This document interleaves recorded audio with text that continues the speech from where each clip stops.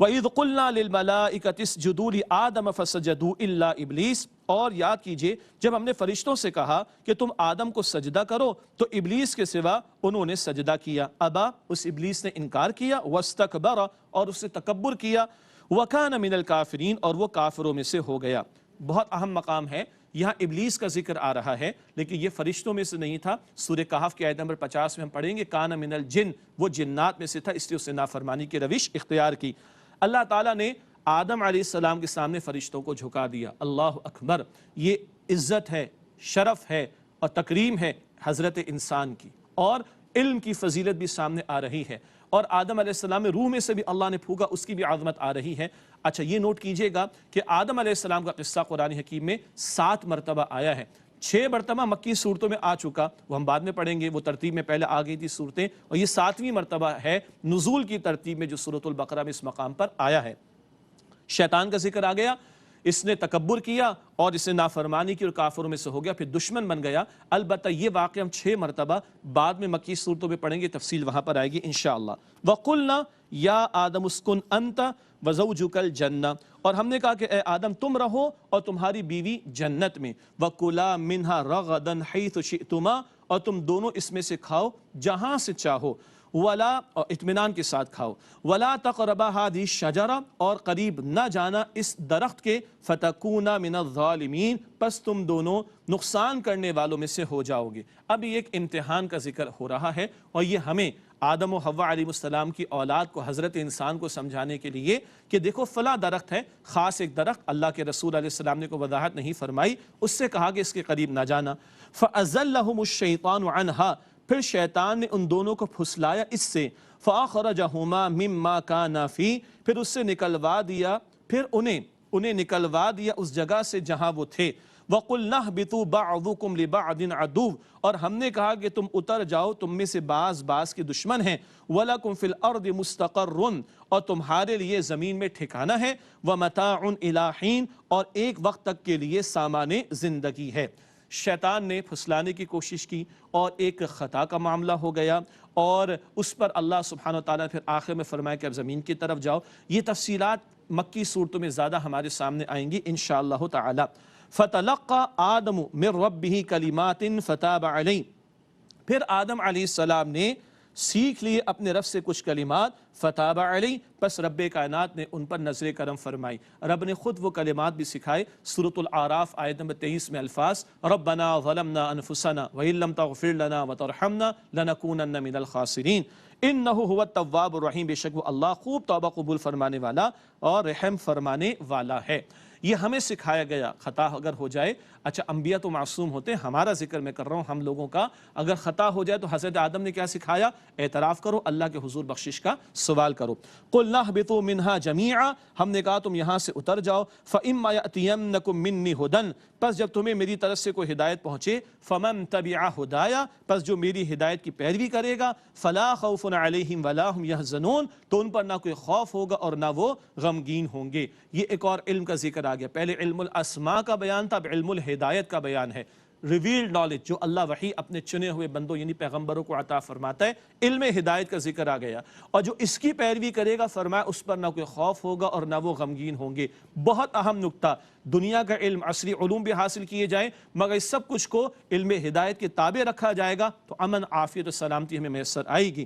فرمایا والذین کفروا وکذبوا بآیاتنا، اور جن لوگوں نے کفر کیا اور ہماری آیات کو جھٹلایا، اولئک اصحاب النار، یہ آگ والے ہیں، ہم فیہا خالدون، وہ اس میں ہمیشہ رہیں گے۔ اللہم اجرنا من النار، دعا کیجئے اے اللہ ہم سب کو آگ کے عذاب سے محفوظ فرما۔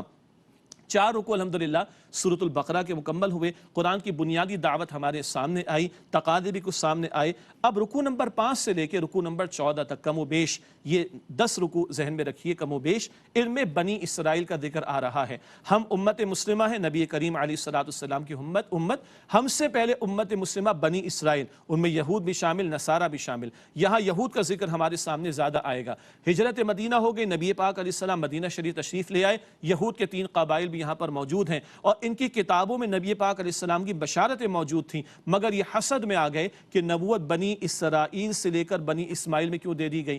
یہ جو ان کی حرکتیں تھیں، ان کا حسد تھا، ہٹ دھرمی، یہ سب کچھ بیان بھی یہاں پر آئے گا، اور بنی اسرائیل کی تاریخ کے جرائم کا ذکر بھی ہمارے سامنے آئے گا۔ تو کم و بیش اب 10 رکوع ذہن میں رکھیے گا، سابقہ امت بنی اسرائیل کا ذکر آ رہا ہے ہماری عبرت کے لیے، سبق آموزی کے لیے۔ کیوں؟ انہوں نے جو حرکتیں کی مغضوب علیہم والی بات، ان سے ہمیں اپنے آپ کو بچانا ہے۔ کیسے بچیں؟ معلوم تو ہو کہ ان کی حرکتیں کیا تھیں۔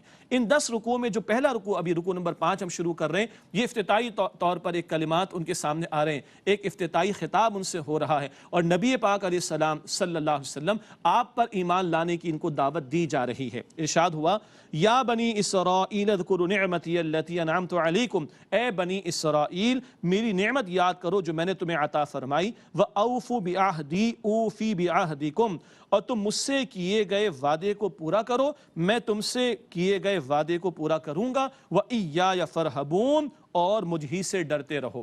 اسرائیل یہ لقب ہے یعقوب علیہ السلام کا۔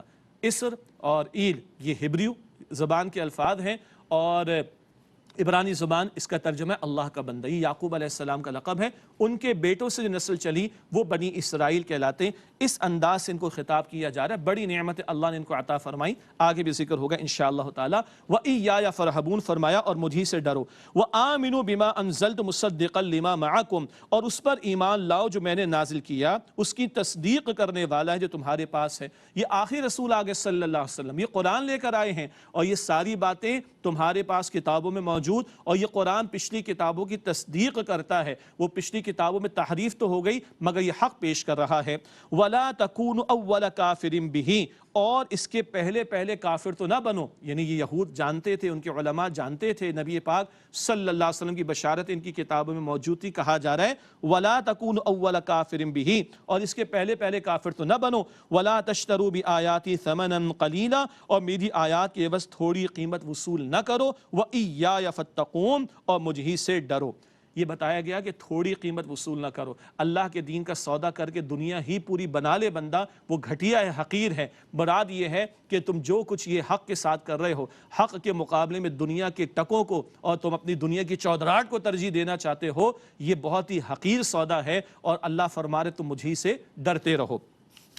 فرمایا وَلَا تَلْبِسُوا الْحَقَّ بِالْبَاطِلِ، اور وَتَكْتُمُوا الْحَقَّ، دو باتیں ساتھ ساتھ ہیں، وَلَا تَلْبِسُوا الْحَقَّ بِالْبَاطِلِ وَتَكْتُمُوا الْحَقَّ وَأَنْتُمْ تَعْلَمُونَ، اور نہ ملاؤ حق کو باطل سے اور حق کو نہ چھپاؤ جبکہ تم جانتے بھی ہو۔ یہ حق اور باطل کو گڑبڑ نہ کرو، اور اس کے اندر جو ہے تم پوشیدہ رکھنے کا معاملہ نہ کرو جبکہ تم جانتے ہو کہ یہ حق ہے جو محمد مصطفیٰ صلی اللہ علیہ وسلم پیش کر رہے ہیں۔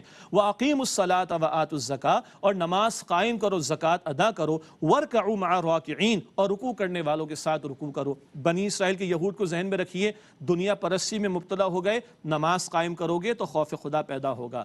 دنیا کے مال کی محبت میں ڈوب گئے، زکوٰۃ راہ خدا میں دو گے تو مال کی محبت نکل جائے گی۔ رکوع ان کے یہاں سے ختم ہو گیا تھا، با جماعت نماز ان کے یہاں ختم ہو گئی تھی، تو فرمایا جا رہا ہے وَأَقِيمُوا الصَّلَاةَ وَآتُوا الزَّكَاةَ وَارْكَعُوا مَعَ الرَّاكِعِينَ، اور تم نماز قائم کرو، زکوٰۃ ادا کرو، اور رکوع کرنے والوں کے ساتھ رکوع کرو۔ أَتَأْمُرُونَ النَّاسَ بِالْبِرِّ وَتَنْسَوْنَ أَنفُسَكُمْ، کیا تم لوگوں کو نیکی کا حکم دیتے ہو اور اپنے آپ کو بھول جاتے ہو؟ وَأَنْتُمْ تَتْلُونَ الْكِتَابَ، حالانکہ تم کتاب پڑھتے بھی ہو۔ یہ یہود کے علماء کو خاص طور پر کہا جا رہا ہے، لوگوں کو خیر کی دعوت دیتے ہو، بھئی سب سے بڑا خیر تو آ گیا، قرآن حکیم آ گیا، صاحب قرآن صلی اللہ علیہ وسلم آ گئے، آگے بڑھ کر قبول کرو، تو دوسروں کو دعوت نہیں کی گئی، خود اس کے برعکس معاملہ۔ وَأَنْتُمْ تَتْلُونَ الْكِتَابَ، حالانکہ تم کتاب پڑھتے ہو۔ أَفَلَا تَعْقِلُونَ، پس کیا تم عقل سے کام نہیں لیتے؟